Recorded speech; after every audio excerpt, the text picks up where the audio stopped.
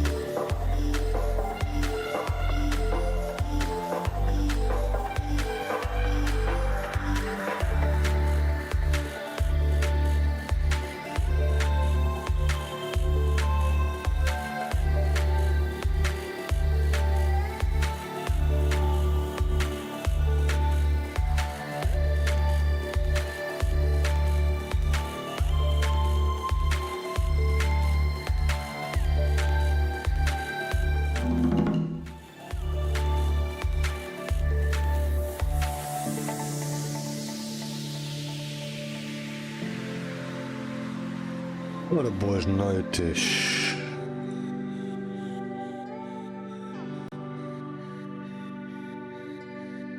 Então, voltamos. Vamos ver aqui o State of Play. Um direto do YouTube. Vamos lá ver as novidades que vêm aí. Consola, no PC. Bora nos divertir um bocadinho.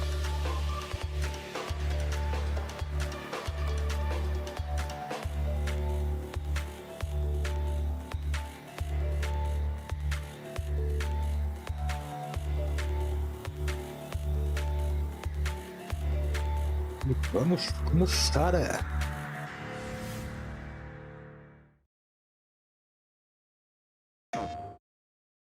Eventual, esteja de baixar aqui um bocadinho.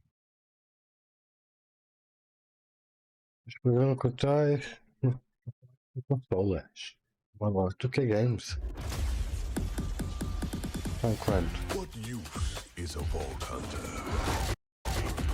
What use is a killer? A brute. A rule-breaking, loot-taking, running and gunning natural disaster.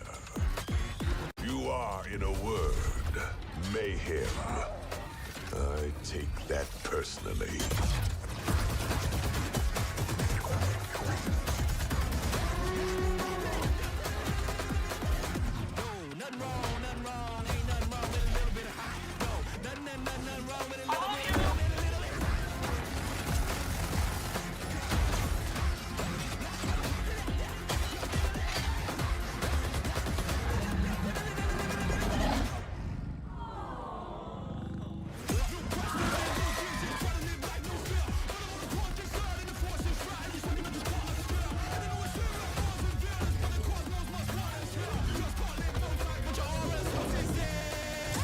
Be advised, a citywide curfew has been enacted.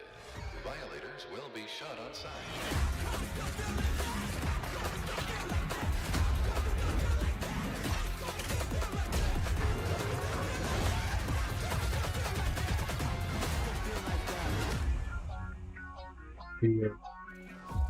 Borderlands 4, bora lá.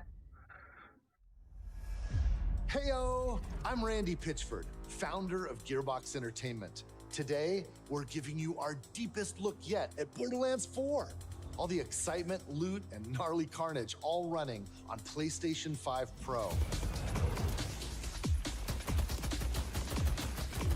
Since creating the looter-shooter genre nearly 16 years ago, we've continued to refine the formula, delivering better loot, greater freedom, and endless mayhem.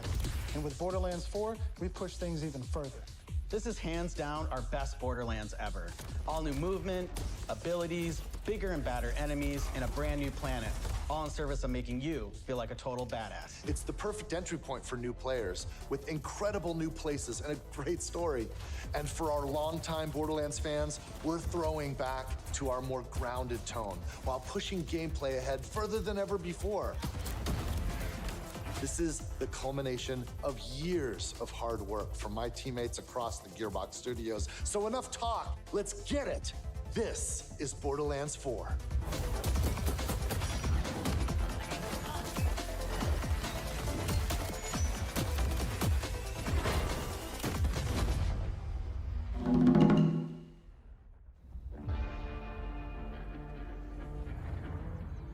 Borderlands is an unforgiving sci-fi universe where life is cheap and guns are plentiful.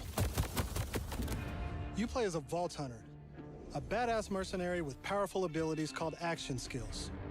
Today I'm playing as Vex, our new siren. She wields supernatural phase energy to devastating effect. She can use that energy to empower herself, or channel it to conjure deadly minions that fight alongside her. And because everything's better in co-op, I'm joining as Rafa, a former TDR soldier who wears an experimental exosuit.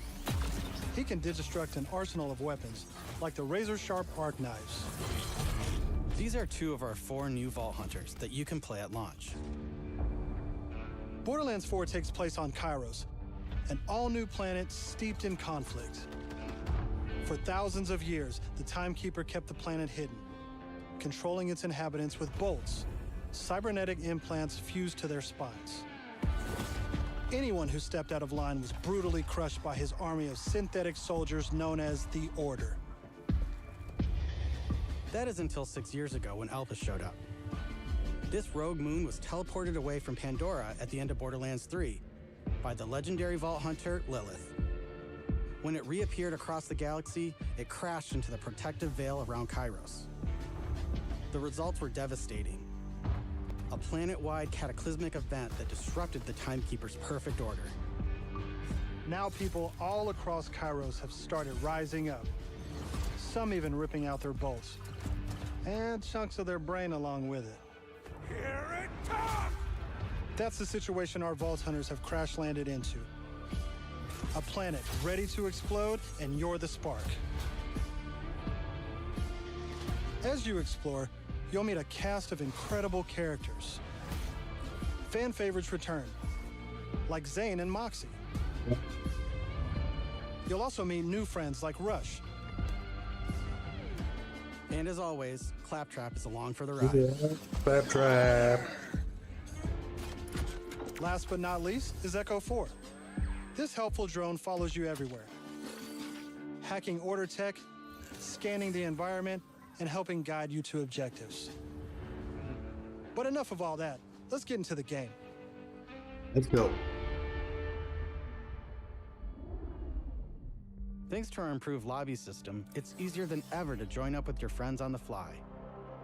And with full crossplay at launch, you can play with your friends on any platform. Good. Today, we're venturing into Terminus Range, a frigid, mountainous region. This is just one of the 4 zones on Kairos that you can seamlessly explore. There's next to no loading time, just endless looting and shooting mayhem. For our Good. current mission, we need to break into a secret black site located deep in the mountains. One of the Timekeeper's generals, Vile Lichter, has been conducting grotesque experiments on locals. It's up to us to stop him. All right, let's get moving. Here I'm using Glide, one of our new movement abilities. Along with dash, double jump, climbing, and point grapple, these make getting around more fun and add a ton of utility to combat. As you traverse, you'll uncover a vast and beautiful world. And to bring Kairos to life, we've introduced dynamic weather and events, so you constantly have new things to discover. There's also plenty of local wildlife to contend with, like these Kratch, flying beasts who attack in flocks.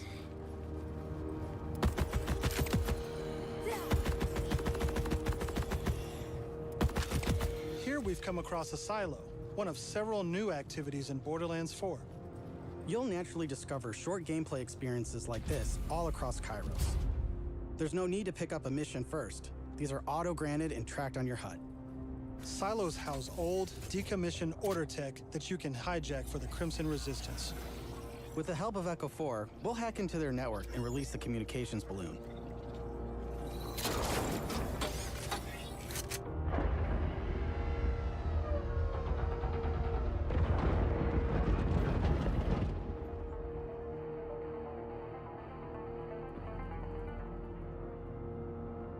Now that we're in charge, we can fast travel to the silo. And as a bonus, it's revealed the approximate location of a vault key fragment. We can collect these fragments to unlock a hidden vault, a high-level dungeon with challenging combat and serious loot. Okay, okay. Let's get after it. Okay. Brzmi liczności, małe. Za mała do spędzał. Another nice thing about silos is you can zip line up and take off.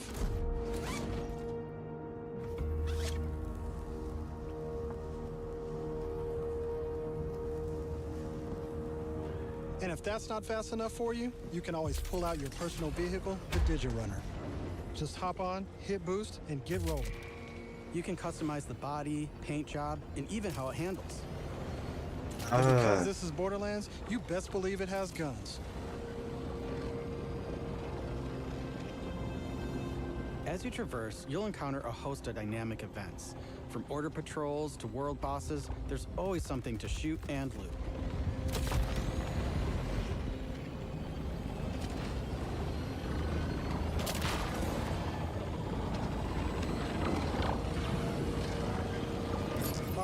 We're coming up on an order outpost. Let's see the new movement abilities in action.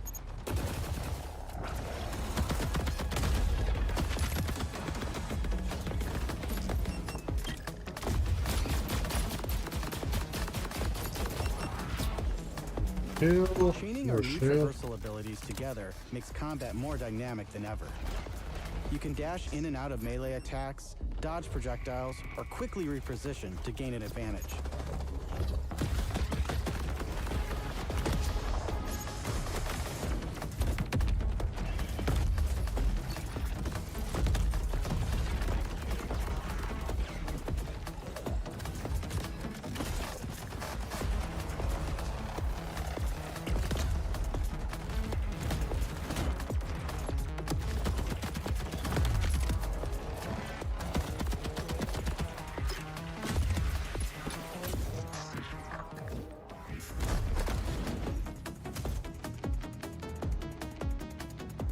Now, I know that there's a vault fragment around here somewhere, but we've got a mission to get back to. Let's pull out Echo 4 to show us where to go.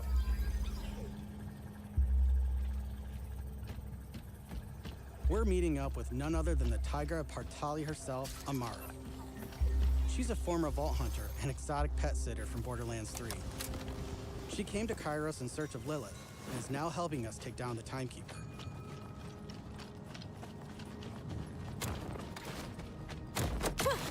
Don't you whine at me, Hermes. We'll play in a moment, huh? Ugh, you agree to pet sit for a few weeks, and the next thing you know, you're having full conversations with animals. You don't use security like that unless you've got something to hide.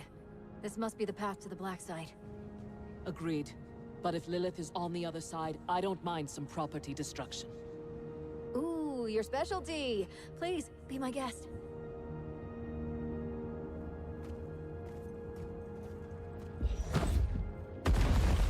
Come, let's throw some light on this black site of his. This place is crawling with creeps. Clear them out. Co-op has always been at the heart of Borderlands, and we've put a ton of work into making it better than ever. Our improved lobby was just the start.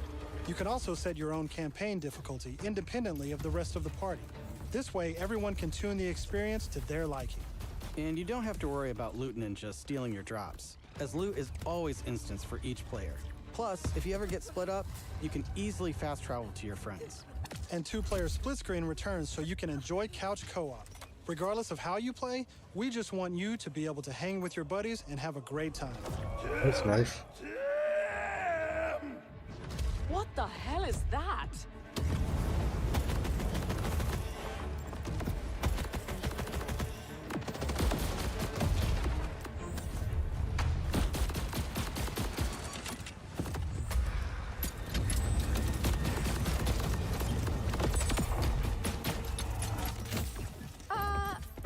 Everyone else heard the talking creep, right? Tim feels like the product of Lictor's twisted mind. Another of his experiments. If he's doing this to creeps, I shudder to think what he's doing to Lilith. We need to get inside. That air vent. Let's check it out.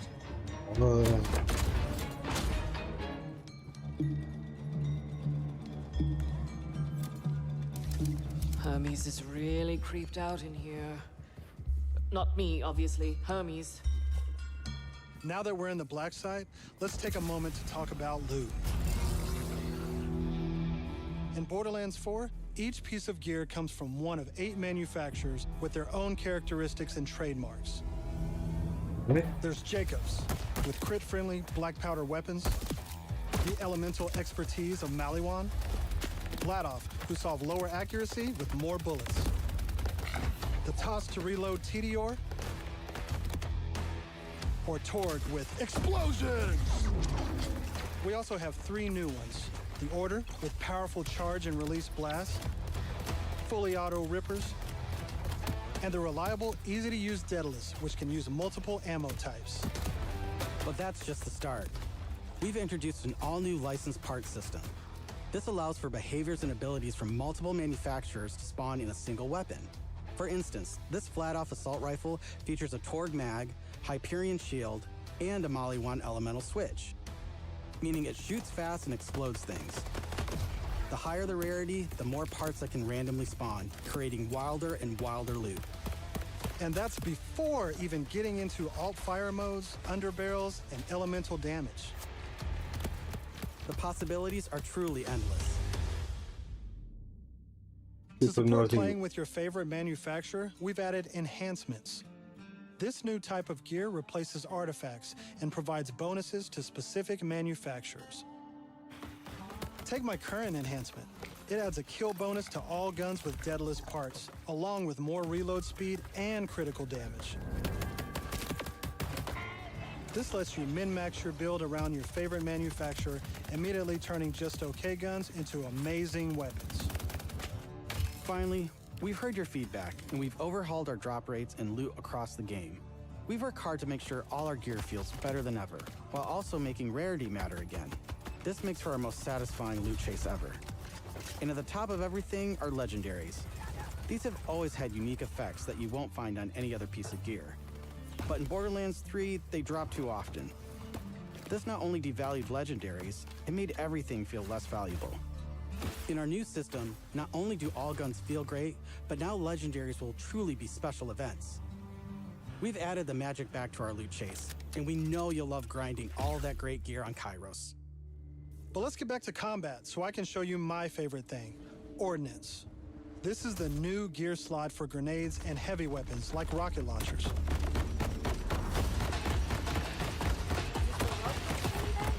Instead of taking up a gun slot and ammo, Ordnance now has cooldown timers. No more saving the big guns for boss fights. Now you can blow stuff up as often as you want. That's cool.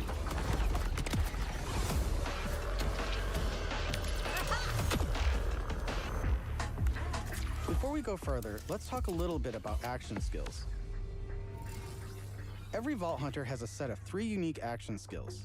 These are class-defining abilities with devastating effects. Up until now, I'd been using Incarnate to deliver powerful phase blasts. But let's switch it up to Phase Familiar and pull out Trouble. As you can see, each action skill has its own branching skill tree, giving you more build freedom than ever before. On top of passive skills, you can further customize action skills with augments and capstones. These are socketed enhancements that add new behaviors and functions to your action skill. Different builds completely change how combat plays out, resulting in near endless freedom to experiment. You can swap unlock augments or capstones on the fly, or completely respec your skill trees at hubs around Kairos. This gives us a chance to talk about traits. Each Vault Hunter has a unique passive ability called a trait.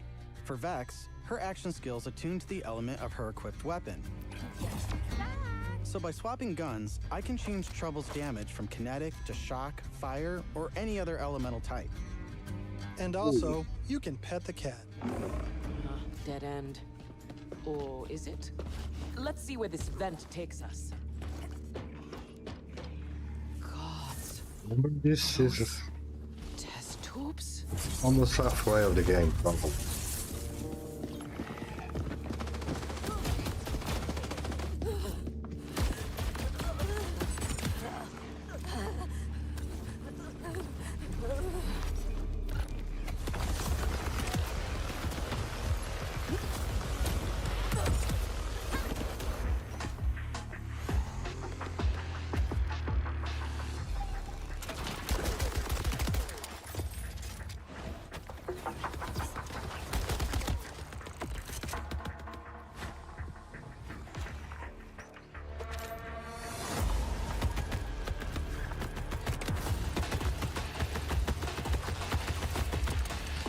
I'm down. But thankfully, our fight for your life mechanic makes a return. Of course, I could have avoided it in the first place if I had just used my ref kit. This new piece of gear provides health and other buffs, like temporarily boosting my elemental damage, rate of fire, or movement speed.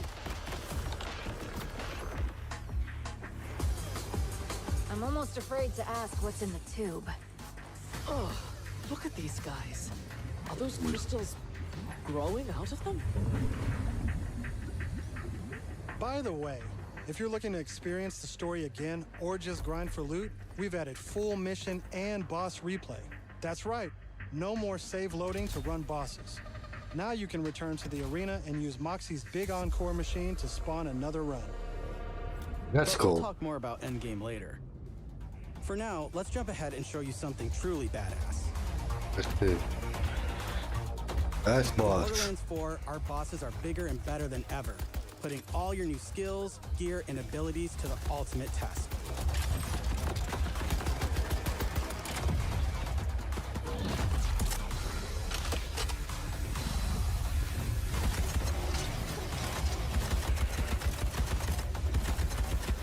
Whoa, whoa, whoa, whoa, whoa, whoa, whoa. Spoilers. That's enough of that for now. But we look forward to showing you much more this June at our first hands-on gameplay event.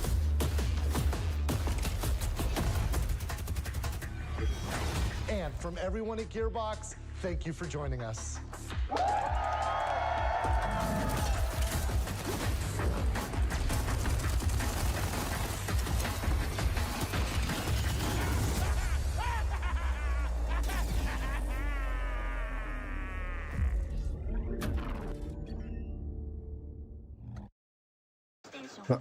É algo que eu gostei de ser um open world. As zonas serem open world.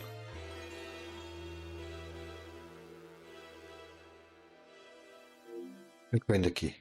Beyond and hello and welcome to a very special episode of IGN's weekly PlayStation show. I'm your host Max Scoville, and if you're just joining us live, you caught Sony's State of Play all about Borderlands 4, and if you're watching or listening to this after the fact, well, we just watched the Borderlands 4 State of Play, and we're going to talk about it now, plus a bunch of other news about Ghost of Yotei and the Until Dawn movie. But here to join me to talk about it, Nick Maye and Jada Griffin. What's up, everybody? How's it going? Hey, don't forget my kid's here. He's here. He's Who is- watching. He's who- waiting. He's Who is waiting. that? You've got your That's you've this got your little scamp. your vault your Borderlands mask standing by for any people. We No, always that's got to. that is my child. Your That child? is my child, Max. Okay, Show so- him the modicum of respect he deserves. Clearly, you have some expectations for Borderlands. You two are both seasoned Vault Hunters. I'm curious what you made of this. What's your read on Borderlands 4? Are you excited? Are you surprised? Are you let down? Nick, let me hear what you think. Yeah, I am excited for Okay. sure.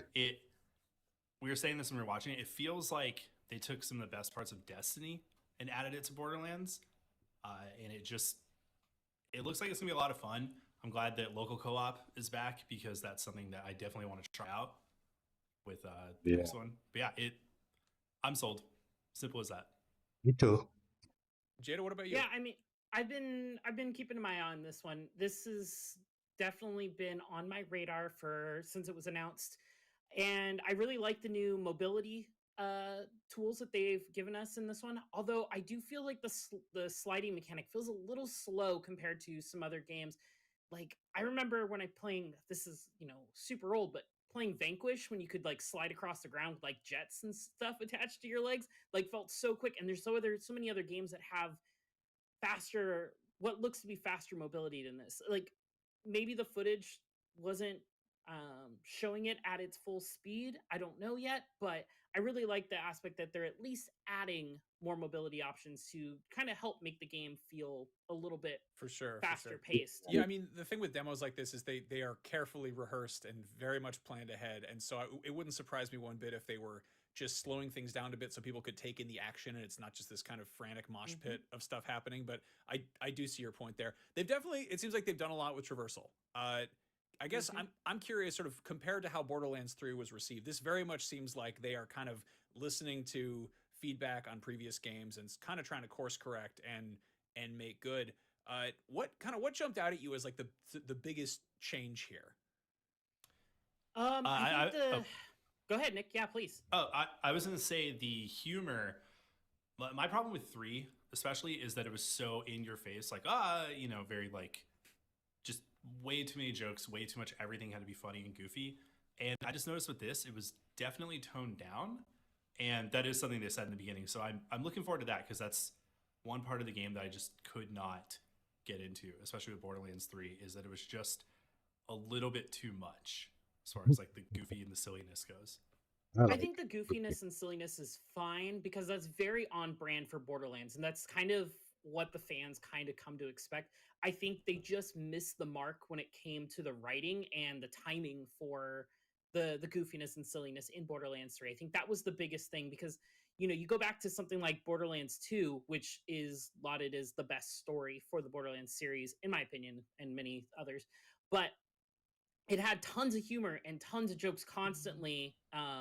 And I don't think it was the issue of how much was in 3. I don't think it was as high a quality level. And I think that's what turned a lot of people Probably. off from that. But the gameplay stuff that they added in 3 definitely helped make it a little bit better. As for me, I think the thing that kind of stood out was it's a toss up between how much of this game looks like it has borrowed elements from other things. Like we saw your personal vehicle, which is like your Sparrow in Destiny. They saw you kind of grappling and like zip lining up, which was kind of screaming Apex Legends for me, as well as then flying down to your next destination. That is kind of weighing on me. And then also the change to the loot. I don't know how I feel about it yet, because they said that people were complaining about too many legendary drops in 3, and that it kind of affected the it made it not feel as special, which I can understand that point, but I just hope we're not going back to the days of fighting like hundreds and hundreds of things for one legendary weapon, hoping that we get that one, god roll that we're looking for in a weapon. And with all the new weapon stuff, like I would honestly like more legendary drops this time around. Like not more than 3, but like the same amount, if not maybe tuned down a little bit. So I think it's all going to matter with how that's been tuned. Yeah, I agree with that. As long as you don't have to loot, as long as you don't have to just like grind to get good guns, then that's fine. I hope they found like a good balance between the two, because I don't want to spend, 6 hours trying to get one thing and then find out, I don't really like it that much. Mm-hmm. It's funny you make the Destiny comparison, because this just recently had its release date moved up from September 23rd up to September 12th, which it awkwardly was kind of on the same release date as Paragon. And it's sort of funny to see, Bungie is shifting gears into a totally different kind of game. They're doing an extraction shooter. Meanwhile, Gearbox has always done a looter shooter. There's similar DNA there, but I feel like as in its winter years, Destiny was definitely getting a little goofier, a little bit more over the top and colorful. Meanwhile, here's Borderlands kind of scaled back a little bit. So I could very easily see, maybe some disenfranchised, Bungie fans who bounce off of Paragon, maybe latching onto this instead. I feel like just in terms of the movement and the space, it has a kind of a similar vibe. And again, I'm not particularly partial to Destiny or Borderlands, but it kind of immediately jumped out at me how much it kind of looks like that in action. As for the comedy side of things, I think it's interesting to see Gearbox responding to that sentiment that the games got too goofy, because I think there's always been comedy in these games. I always remember hearing like they're surprisingly funny, because like you sign up for a shooter and then you're like, oh god, the robot's really funny. He's got some good chops there. And then it kind of got more and more self-aware. Like it got kind of, you get like Tiny Tina's Wonderland. Like it gets just more and more kind of overt and on the nose and kind of in on the joke. And it feels almost like parallel to what happened with Saints Row, where like originally it was like semi-grounded, but you were surprised at how funny it was. And then it was like, oh, I'm funny. And it just kind of kept, getting more and more leading into the comedy, which, comedy is hard. It's not always for everybody. And for people who kind of signed up for one thing and got increasingly more of another thing, I could see how they might, that they might resent that. But I mean, even looking at this game in action, there's still like, Claptrap's still there. There's like a store called, Thirst Scrap. There's like a enemy just named Tim who comes out. Like there's still humor in there, but it feels, noticeably restrained compared to some of the other stuff we've seen in recent years. I think another thing we've got to talk about is the UI. The UI, I'm hoping it's not a final draft of the UI that, we've still got, 4 or 5 months till this releases. I'm hoping there is going to be some adjustments to it, because it doesn't scream Borderlands to me. It's very un-Borderlands for the UI. And I don't think it's like a terrible like trash UI, but I think that it needs some of that Borderlands flair that we've gotten in the past, and I think that's what it's missing. I do like the menu, like when they went into the menus and were messing with the skills. I think that UI was fine, but like the HUD UI kind of was throwing me off a little bit. It was like pulling my eye to it instead of the gameplay, which is your HUD shouldn't be distracting you from what's going on screen. How about you Yeah, guys? You guys feeling that one? Like, It just feels like when they first showed it, I was just like, where have I seen this before? And then it's just every game ever. It's not that exciting. yeah, it's just kind of it feels. What's the word for it? It feels too tame. It feels like it's just been it feels bland, I guess. So it's kind of my thing. So, So Well, I guess that's the Já sort of vermos the as worry chaves. here is that what happens if Borderlands overcorrects and becomes too serious? Mm. Like I remember kind Yeah. of hearing that the original plan for these games was to make this kind of, you know, quasi post-apocalyptic space shooter thing that's, you know, grimy and gritty and has all this, you know, wasteland action, and it was going to look realistic. And then Fallout 3 came along. I don't know how accurate this is. But then they were like, what do we do? And they were like, let's make it cell shaded, and that became its sort of defining characteristic. And you know, even just looking at this in action, like it's still cell shaded, but if you take a step back, it's less apparent. Like it's got a lot more detail. It feels a lot less, you know, it's still colorful, but just in I guess different measures, if that makes sense. yeah, It's definitely tamed down a little bit. Just Yeah, feels like and overall. and like, you know, keep in mind this is still just a very like small peek at what they have coming for us. I'm sure once they Pois. said they have a summer kind of place. Qualquer que eu digo, isto que eles estão a apresentar é um pedacinho de um gajo que vai a nível 25. Isto pode ser tipo a meio de jogo. Eu não sabe quanto tempo de jogo é que isto tem até chegar aqui a este nível. Já da apresentação.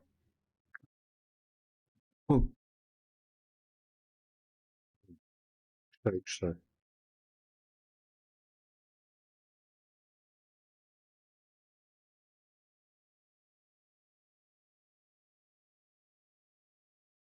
Muita gente gostou do. Está a curtir do Ark.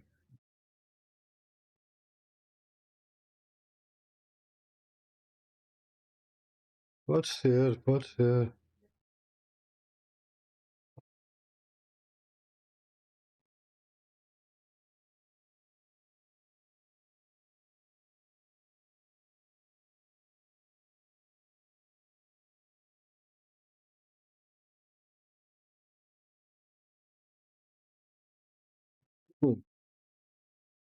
É que vos ir ver mais.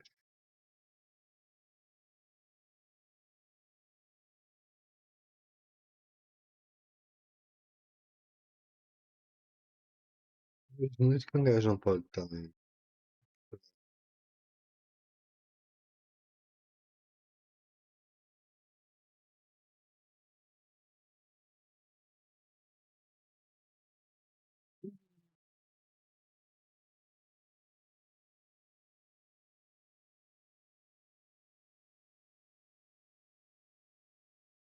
Eu não estou aqui. Mas eu meto off planos também.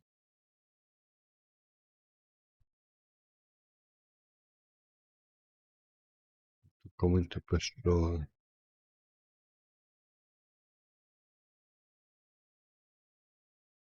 Vai ficar aqui muito tempo.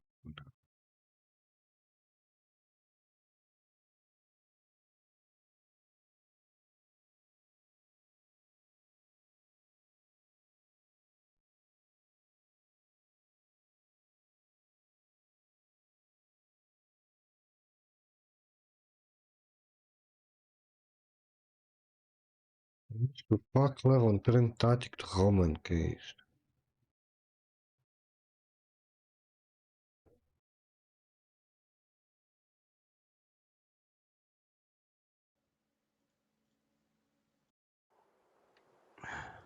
Não é aqui. Ok, eu não tenho fibra, não interessa. Está aqui, está aqui, está aqui. Esquece disso, não é tu. Esta aqui é nova. Pronto. My bad. Tem constância. Eu meto sempre esta, mas não interessa. Esta é a minha, mas é mais difícil. Vens aqui, encostas, eu o fio, aqui embaixo. Aqui. A cena é que eu, outra vez, tá, olha aqui, ela dá uma smoke. Eu não tenho. Compra. Não, daí entra, já tens. Tens sempre. Espera aí, deixa eu ver o que estás a fazer. Em baixo, é muito em cima, acho eu. Ora, deixa eu ver. Espera aí. Tá perfeito, perfeito. Fox, tá bom. É? Perfeito. É fácil, só isso. Nossa, Só isso. Isso é smoke ao longo. Já sabes? E no fio. Tu Você devias ter vem bem aqui espaço embaixo. smoke, mas. Aí? Aí? Fácil. Agora Vai faz para ali uma atrás dele. smoke Mas nova. aí, encosta. Chega-te à frente, chega-te à frente. Encosta-te à parede. E uma lanças assim. Exatamente. Ei, olha, isto aqui é o normal do game. Quando o pessoal não tem spawn, a Fênix Smoke faz isso. O mais básico. Agora a tia, é só isso que tens de saber. Olha só. Aí, tá. A tia é mesmo fácil. Mesmo bem. Olha, peraí. A Outra tia. vez enganei-me no. Na. Tu tinhas-me dito, enganei-me. Olha, olha aqui. Desde aqui, tá, né? Gostas daqui? Aqui. É só mandar, né? É só mandar assim. Exato. Depois pegas do mola. Ali. Pode ser mais em baixo até, não estou a vacilar. Às vezes mola assim para as caras, sabe? Não, E aquela eles vêm guarda? aqui, olha, eles vêm aqui, Uhum. saltam e matam-te ali a fazer o certo, entendeu? E por isso é que caem aqui o mola também, e o pessoal não consegue avançar, e estão fodidos. E depois tu podes comer por aqui, porque eles não conseguem mostrar porque tem aqui o mola. E esse smoke está meio. Sim, é. E entra aí, faz aí. Eu outra vez enganei-me aqui, foi logo. Smoke, isso. Aí, é só avançar, exatamente. Agora mola. O mal é fácil, caralho. Mais em cima, tem que ser mais em cima. Não fica bem assim. Balhaste. Não, tá, mandaste para o meio. Tem que em ser cima, aqui. tem para as escadas. Já, mas corre mais, tem que correr mais um bocado. É? Tá cool. Eles podem picar, tens que correr mais um bocado. Chega-te mais atrás e corre mais um bocado. Assim, isso, manda. Pronto, já está, fácil. Muito fácil. E a que tu mandas daqui às vezes, para a caixa, onde é que é? É igual, para queres saber essa? E não Ok, okay, mas esta aqui, olha, vem aqui, olha. Peraí. Microphone muted. Como é Supra? Microphone Sim. activated. S6? Isso a antiga já era assim, não era? Acho que ela ainda funciona, só funciona ainda, deixa eu ver. Aí.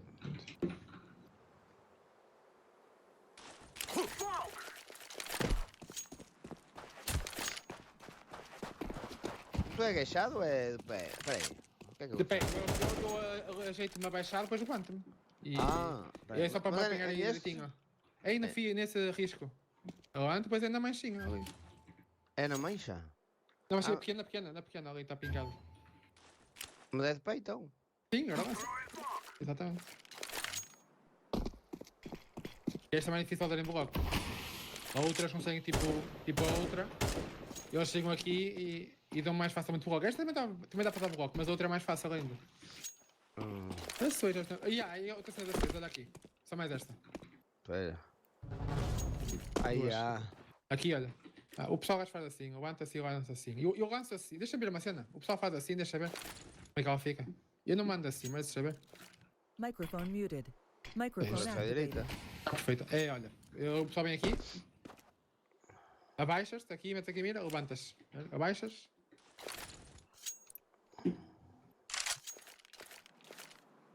Não consegui chegar aí, né? Passa. É só lançar. Mas eu normalmente aqui dou sempre a smoke para trás. E tu mais pelo piano não tens de preocupar com isso, Pois, mas é caso necessário, é uma smoke essencial. Tá, ela abre, ela tá. Tá bom, ela abre também. Mais ou menos, não fala muito boa, não. Porque eu não vi onde é que tu alinhaste aqui. É normal, não sei, diferente já, agora. Não é? Estou usando a mira muito mais pequena. As miras muda muito. Todavia fica sempre um bocado. Mais para a esquerda, esta está melhor, esta tem que ser mais para a esquerda. Deixa-me o que estás a fazer, mostra-me. Tu quando chegas aqui. Eu nem mando assim, chega mais para a direita, Aí, isso, levanta agora. Se for aqui é fácil. Isso, levanta, agora levanta. Microphone Vai ser muted. uma almofada fechola. Microphone activated. Tá bom, tá. Mete, muda o mapa. Tchau. Volta tu a mandar smokes.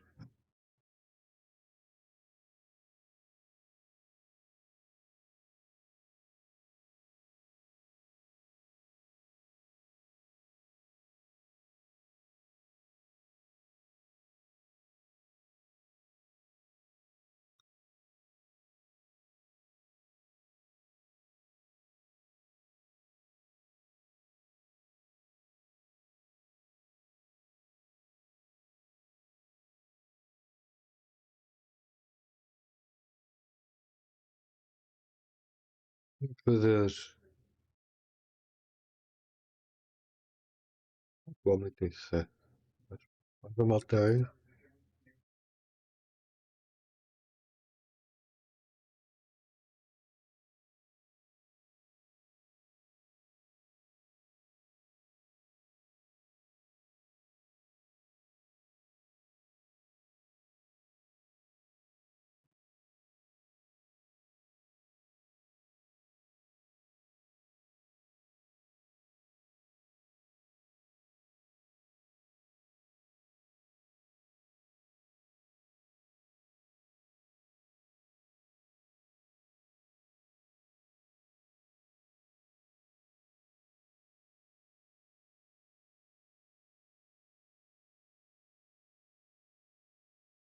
Muita dias no jogo morto. 3-0.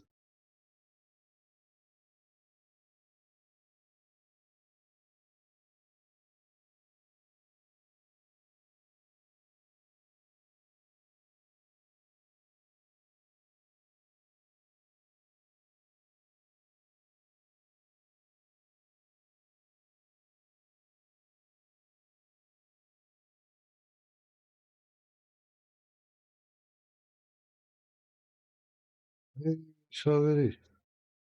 You ever cracked open a cold bush light, hopped onto your personal computer setup, launched Counter-Strike, queued for a match, and come on, bro, that goofball with his Chinese letters is cheating on me, aimbotting me through walls and such. Come on, bro, cheating in Counter-Strike should land you in prison, jail. I don't like it. I don't flick with it. But then I realized there are a bunch of cheating scandals in Counter-Strike history where they all get caught. And I'll be ranking them due to, I don't know how much I like them, I suppose. Hey guys, it's me. Or more. I'm having a pretty rough day, man. My wife just got hit by a semi-truck. My fat idiot son just put my life savings on black. It was red. I just found out I have type 3 diabetes. I really don't know how it's gonna get any better. What's this? I can upgrade my knife today? Holy mama! That's more like it. Thank God for Skin Swap. Not only did I just get that shiny new knife, but if you head over to Skin Swap today, you can get a free item using my code, GARMER. Skin Swap is a top-of-the-line marketplace offering competitive rates on Counter-Strike and Rust skins, and the best team in the world. And going into PGL Krakow 2017, Big were the 17th ranked team in the world, but somehow went 3-0 in the group stage and made playoffs easily. This is incredibly impressive when you consider they beat FaZe 16-8, the second best team in the world, Cloud9, the 5th best team in the world, and SK, the best team in the entire world. The Germans were on a rampage. So how would they have possibly done this, you might ask? Well, every single map they played was on Inferno. They were abusing a glitch in the game known as the jump bug. If you were to crouch right before your model peeked above the wall, it would trick the game into not displaying your character's model. It was also completely silent. The other team would just have no idea you were doing this. They would just have to assume. Big abused the absolute shit out of this on Inferno, where it was by far the most useful. Over half wall on Banana especially. Well, they'd whip this bad boy out against FaZe in their first match, and after a close 8-7 half, Big would switch to the CT side and won 8 CT rounds while only losing 1. Now this obviously started a huge controversy, but since it was a part of the game, it was made official that the jump bug would be allowed. So Big would once again use it in their next match against Cloud9, winning 16-11. Now after this, the teams are starting to get a little bit fed up, so they would all come together and agree that no one will use the jump bug anymore. That includes Big, who would play SK in their next match and once again use it, just barely winning 16-14. Big would make the playoffs but lose in the first round to eventual second place team Immortals, where they wouldn't use the jump bug at all and lose Inferno 7-16. I wanted to start out with an easy one like this because it's not technically cheating. It is a bit scandalous, so I thought I'd include it. But, you know, it was a bug in the game. It allowed Big to upset multiple top teams in a major, made everyone mad, said they wouldn't use it again, still used it. Sigma. But since it wasn't really cheating, it was just abusing a bug that was legal, I'll just have to give it a B tier. Olha, Clara. I'm not going to spend too much time on this next one because I'm sure you have all seen this before. It's probably the most infamous cheating scandal in Counter-Strike history. Well, top 2, at least. In June of 2017, a streamer by the name Miss Q Gemini was streaming CSGO on Inferno, where she would open up her hacking software before round 1 began, not realizing her entire stream could see. She then starts to completely panic and try to squirm her way out of the situation by blaming her friend, Clara. Wait, what the fuck? Clara, hold on. Clara, give me 1 second. Let me just message this girl. Give me 1 second. Why the fuck is this on my computer right now? Because I don't know what I'm looking at right now. What the fuck is that? I need to text my friend Clara. Does Clara exist? Probably. I mean, there's no way she just whips Clara out of nowhere. Absolutely iconic. Funny. The name Clara now transcends space and time. This is an easy S tier for me. Emilio. This is another incredibly popular clip. On October 9th of 2014, a Hellraisers with Simple on the team was playing Team Property on Dust 2. It was 7-4 when something incredibly surprising happened. Out in the Russian wilderness just sniping. Did Emilio just get vac banned? What? What? After this, Team Property would go on to get suspended from the event, and Emilio would be permanently banned from any Valve events. He would go on to say he used X-Ray in matchmaking, pleading that he was innocent and never used it in professional matches. This is going to go on to be a very common defense that many people are going to try and use. He actually did play on a team again in 2023, but didn't have any success. This is a classic clip, but to be honest, I kind of forgot about it. It's funny, the caster's reaction is funny, but it's kind of like a 5 to 10 seconds of disbelief funny, and that's it. Not super notable, I would say. I'll just give this one a C tier. Telenor Ligan, now known as Good Game Ligan, is a small Norwegian Counter-Strike league. In 2018, a brand new team would form and decided to join. They were known as Enteliki Gaming. I'm sure I'm at least close. The group stage for this was all played online, and they completely destroyed everyone, coming in first place and easily booking their spot to the playoffs. This would of course result in cheating accusations. I mean, a brand new team comes out of nowhere and just seems unbeatable, but these would just stay as accusations while they would attend the LAN playoffs and end up coming in second place. Although what they didn't know is a case was being formed against the team as more information was coming to light. But the final nail in the coffin is when a former player for the team came out and confirmed that multiple players were in fact cheating. Interp, Zealot, Sidons, and Zame were all banned. If this was a top tier team, it would have been crazy. But cheating in tier 7 is beta as fuck. That's a D tier. It's 2014 and French team Epsilon Esports are just about to attend DreamHack Winter 2014. The team consisted of SF, Scream, GMX, Uzi, and Sixer. Just days before this event would start, one of their players, SF, had received a VAC ban on his account, to the surprise of all of his teammates. He admitted to cheating, but once again, he would say he only did it in matchmaking. This resulted in him getting immediately cut from the team, but it doesn't stop there. Epsilon would be disqualified from the major, which cost the org a large amount of money. I mean, we know how much money these orgs bring in from qualifying. So they would then state that they might take legal action against SF for the losses they had incurred. To my knowledge, I don't think this ever actually happened. I mean, I could honestly make an entire video about this complete shit show of an org. After this, in 2015, their entire roster got suspended for match fixing accusations, which, yes, still included the headshot machine Scream on the team. I won't speak any further on this because nothing is proven. Luckily for Scream, he got out of this fairly fine, although this would eventually cost the org its entire roster, where in January of 2016, the players released a statement saying they were leaving the org due to a lack of support. The org would then fire back saying that was a breach of contract and the players would go back on their statement and stay in the org. But Epsilon had seen enough and they would sign an entire new roster just a couple months later. I mean, God, man.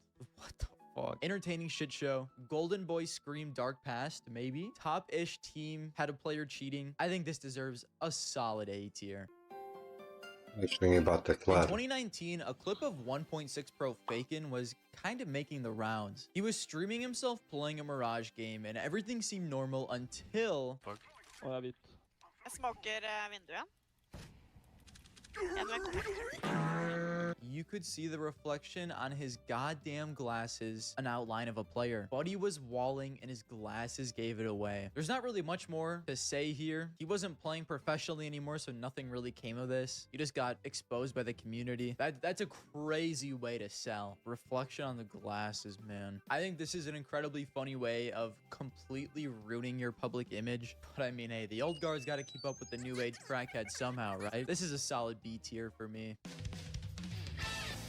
This one is incredibly interesting because the Flusha witch hunt has been going on for years at this point, and I don't think we'll ever actually know the truth. I mean, I am like 99% certain there is just absolutely no way. But then again, maybe. But then again, no. People still argue about this topic to this day. You guys think Flusha was cheating in his prime? Yes, he was cheating and his teammates were too. Totally agree. Went from swimming against my new bass to winning Mazo 6 to 8 months later. Something was fishy for sure. Yeah, he was always fishy back then. For sure, and Zantares also.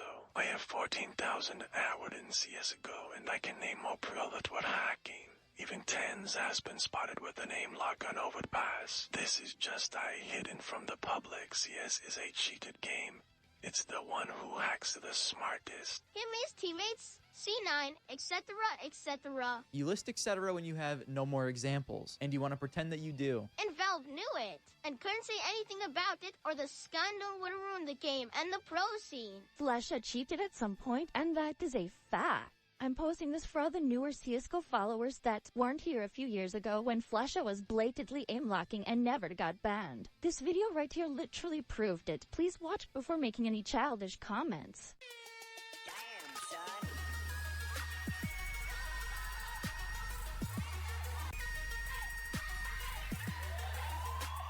Average Reddit HLTV users, give me a break. But if we do want to look at both sides of the coin, Flusha and Fnatic did have a meteoric rise in the early stages of CSGO, winning 3 majors and various other tier 1 tournaments. And while you might just say Flusha's 1.17 rating in 2014 was due to him just being a beast, many seem to disagree. And there are some crazy, weird clips of him. I just think there's absolutely no way he was actually cheating. But to this day, it seems that people are still dead set on him being a cheater. Who knows, man? It might just go down as one of Counter-Strike's greatest mysteries. And because of that, I gotta give this an S tier. How can I not?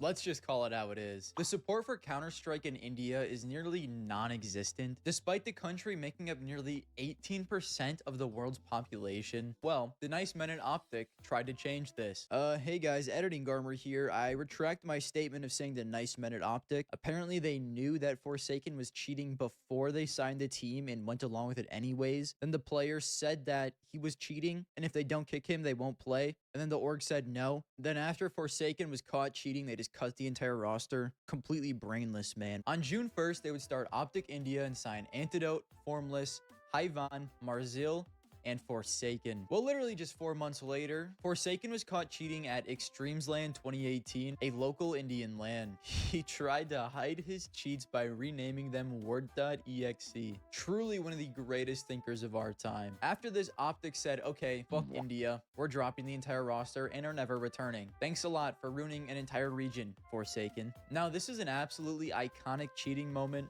but this single man probably set back the Indian Counter-Strike scene by years and years. Iconic and funny, but this one single dickhead completely destroyed the entire region. I'm gonna have to give Forsaken an F. I know it's probably the most iconic cheating scandal, and the Word.exe is funny, but I want every single region from the world to be able to have a semi-competitive Counter-Strike team, and he completely destroyed that for all of India.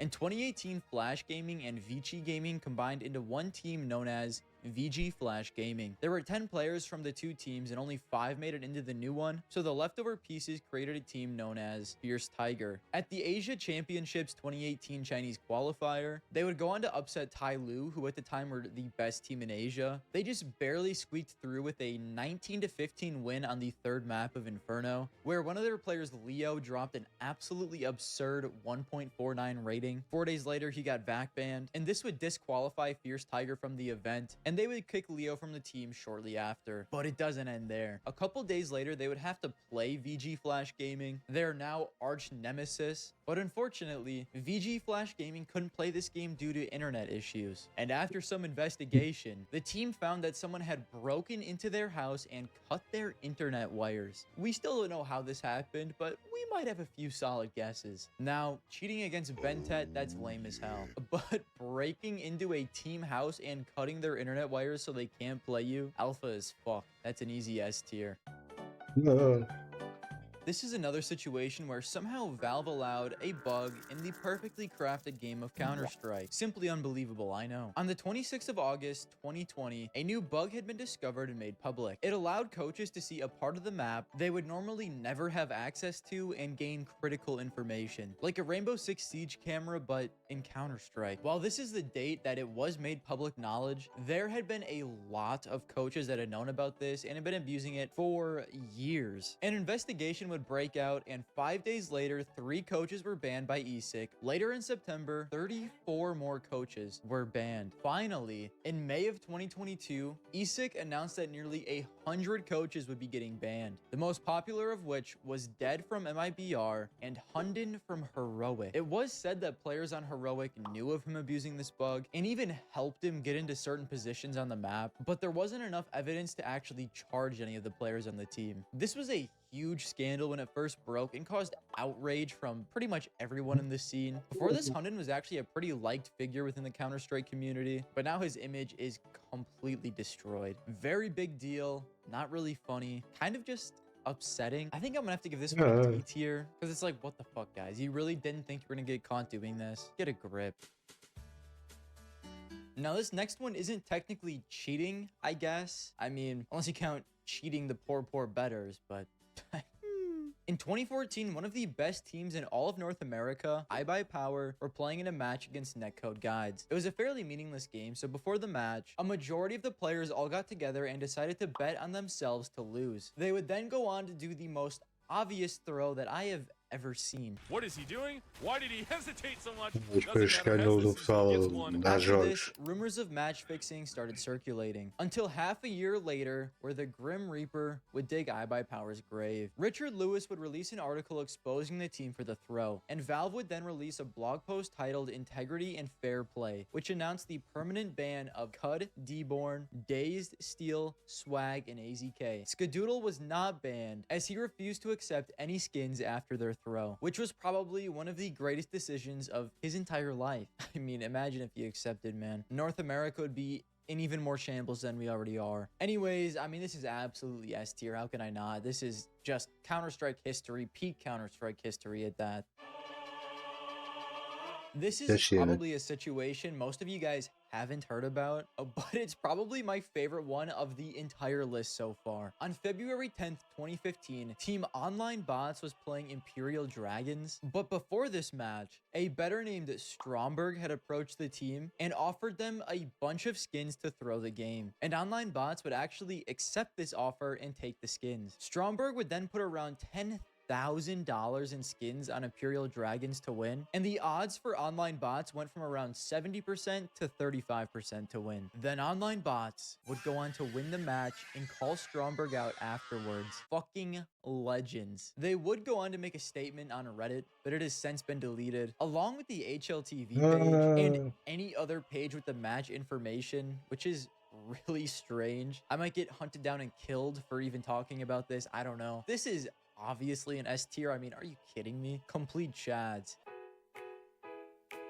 This one is actually incredibly recent. Joel is a 20-year-old Swedish CS player who is currently without a team, but our boy's been around the block. He was on 5W, TSM, Godsend, and Monty, which is strange considering he has been frying people with a 1.15 rating and has been consistently one of, if not the best player on every single one of the teams he's been on. So you might be asking, why has he been thrown around so much? Well, Joel's been a worm in the scene for quite a while now, with constant accusations of match fixing and cheating. He was suspended by ESIC in 2023 for 7 months for placing bets on his own matches, although no evidence of match fixing was found. So he was just regularly betting on if he thought they were going to win or lose the match, which is, I guess. His reputation would continue to get worse until eventually on the 4th of August, 2024, 30 minutes before a scheduled CCT match against Bait, Joel was banned by the Akros anti-cheat. Akros went on to say it was a 0% chance that it was a false positive, and BC Game would go on to get disqualified from CCT, and Joel would also be benched. At first it was said maybe it was a radar hack to see on his minimap where other players were, but Akros would later come out to say it was actually an ESP, which is a type of wall hack, and he also had aimbot and trigger bot. He just went balls to wall. I mean, everything he could get his hands on, he used. Now, obviously, Joel would deny these accusations and say, of course, that he never cheated. But I think the worst part of all of this,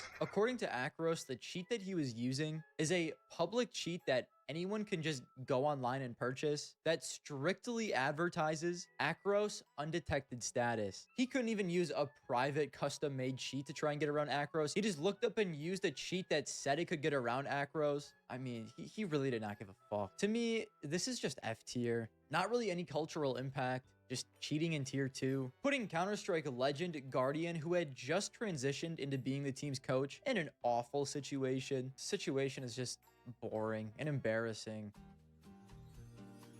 This one is kind of similar to the Flusha situation, except to me, it is a hell of a lot more interesting. He was the Opera on that legendary Fnatic team and also had a lot of accusations of cheating thrown at him. I'll just go through the case against him. In 2014, HLTV released an article where FXYO, a former Epsilon member, claimed that Kukli had been cheating for over a year and a half. He would also bring up the Flusha and JW cheating claims, stating, "I know JW cheated soon after the game was released against Pasha, Neo, Taz, Cuban, and Lord." He then also noted, Taz, Pasha, and Neo wrote on HLTV that JW was obviously cheating, but this story has been forgotten, and he was not VAC banned because VAC was not as updated as often as it is today. Now, this is referring to, in 2012, right when CSGO was released, JW played ESC, which contained Cuban, Taz, Neo, Pasha, and Lord. Neo was widely considered the best 1.6 player ever. ESC were also considered one of the best teams in the world at the time, and well, this random team with JW on it would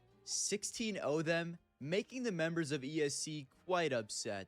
I don't even care. Give me your demos. If you hacks, I will find you. ESC would go on to post on Facebook stating that the team was absolutely cheating. They were sure of it. They would also go on to beat NIP right before their 87-0 win streak. They would also accuse JW's team of cheating and both file a protest with the tournament organizer. It's a little different when you have legends of the game who have been playing for years calling you out for cheating than Reddit and HLTV forums with Flusha, but it gets even weirder. JW's teammate Zelos would actually go on to get an ESL ban for cheating. His other teammate at the time was Emilio, who we already talked about. The members of ESC were right. The team was cheating, but was JW. After JW's team had won the games against ESC and NIP, he would go on to stream. Then some people in his chat asked JW to search Organer in his PC files. He would end up doing this, and a search result that seemingly contained to be the order confirmation of cheating software popped up. Then immediately after the stream, he would go on to delete the VOD. Now, after that happened, JW's team would go on to get disqualified from the tournament they were playing in. I'm not gonna lie to you guys, I thought this would just be an insane witch hunt like Flusha, but there's actually some incredibly suspicious evidence to supplement this one. I think I have to give this an A because it's incredibly interesting, and I had no idea about most of this before researching into it. So while I don't think JW cheated his way into major wins, there may be a very real chance that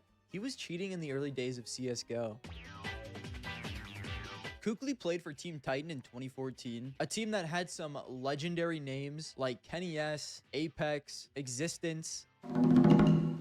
Well, on the 20th of November 2014, Kukli would be issued a VAC ban to his account, resulting in him immediately getting suspended by Titan and later kicked. Titan would also get disqualified from DreamHack Winter 2014. The next day, Kukli would actually come out saying the ban was justified. He states that he tried out a cheating program after being convinced by its developer that many pros were using it, but he would stress that he never used this in professional play and only tried it before joining Titan. There are a few legendary clips that are tied to this. Phenomenally for their side. Kali banned. Kali banned? No. What? I'm gonna check. One second. Seriously? No. Seriously? No. Seriously? No. I don't trust that. Seriously, Kali banned? Are you fucking serious in my eyes? No. Seriously? No. Seriously? No. Now, he would eventually retire in 2019 and would Oh, then move to LA to start a luxury car rental business. This is a classic, but I think I'm just going to put it in B tier. Just a little overhyped.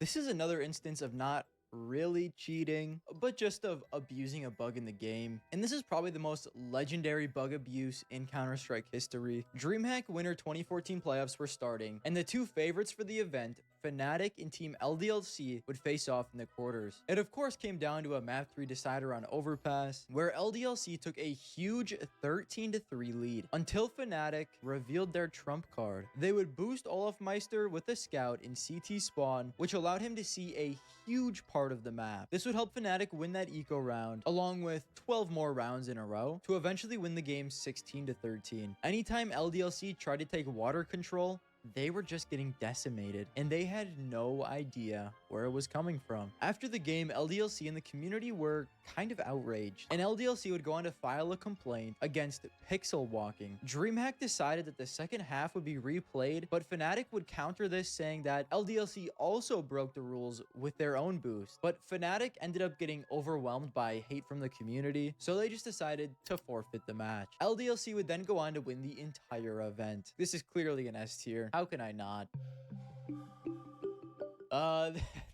This is not the kind of cheating that you think it is. M80 player Swisher was dating a female pro player by, I'm not gonna actually say her name. She gets enough hate as is. The female player and Swisher had been dating for around 2 years until she would travel to Katowice for the female Kato tournament. And at the time, heroic player Stown would also be in Kato. She would cheat on Swisher with him. They would of course break up, and she's now dating tier 3 rifler Stown, who is soon to be on Bankrupt Org Astralis. Also, after this, she got kicked from her female team. I'm putting this in F.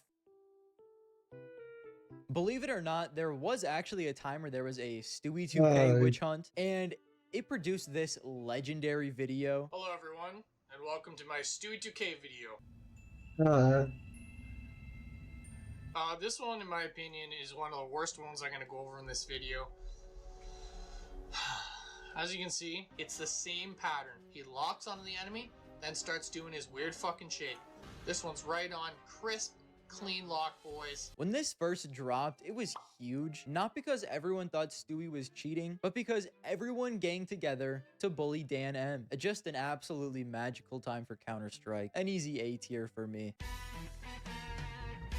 This is the most recent of every single one I'm going to talk about. Astralis have been dog shit for, well, years now. After having one of the greatest dynasties ever, they failed to make the past 4 majors. They've gone through various rosters and players, scapegoating and cutting a majority of them, the most recent of which was Bro, a young and talented Danish player that originally was on their academy team, but would go on to have great success in Monty, reaching number 6 in the world. After getting picked up by the Astralis main team in February of 2024, he would end up getting replaced by Cadian just 7 months later. One issue though, Blast Premier Fall Finals started in 8 days, and Astralis had already submitted their roster lock with Bro. To get around this, they would tell Blast that Bro was unfit to play, along with their coach, and that they would need Cadian as an emergency sub. Blast would allow this, saying they had no reason to doubt Astralis' claims, except Bro's manager came out and said he was literally fine. And while this tournament was going on, Bro would even go on to trial for ENTs. Anyone with a brain could see Astralis' claim was complete bullshit, and it caused most of the other team's IGLs to protest and skip media day. ESIC would also launch an investigation into this, but all that would happen is a $15,000 fine and a forfeiture of their $10,000 in prize money. ESIC is useless. I'm giving this a D tier. It's not really funny. I mean, besides Astralis coming in last place and getting 13-0'd, for the most part, it's just annoying.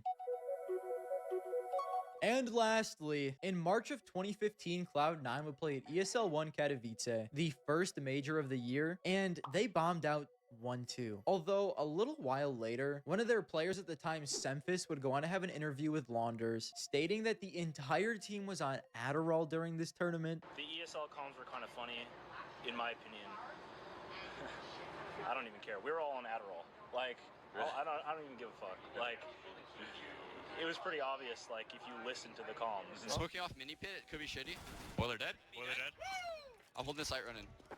Nah, let's fucking go, boys. Let's fucking go. It becomes pretty obvious. I mean, these dudes were cracked the fuck out. This would in turn make ESL partner up with the NADA, which is good, I guess, so more players couldn't take Adderall when playing. I'll give this one a B tier. If you guys are going to be taking Adderall at a major, at least make the playoffs. I mean, come on, guys. How we feel about these final placements, eh, guys? Hello, it's me. End of editing the video, Garmer. I just want this video to be a warning to anyone who thinks about doing something shady in the Counter-Strike scene again. Senator Garmer will come after you. I'm not letting this slide anymore. And as a great man once said, if you hacks, I will find you. Yeah.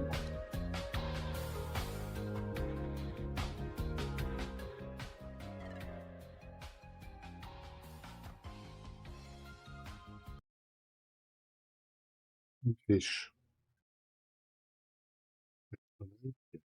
Nie.